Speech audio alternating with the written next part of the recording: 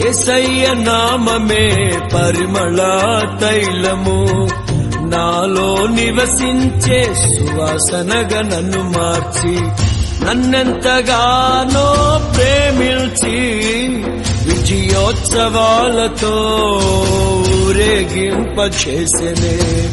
నన్నెంతగానో ప్రేమించి విజయోత్సవాలతో ఊరేగింపచేసెనే. చింతితేనే ధారల కన్నా యేసునామమే మధురం, యేసయ్య సన్నిధినే మరువజాలను.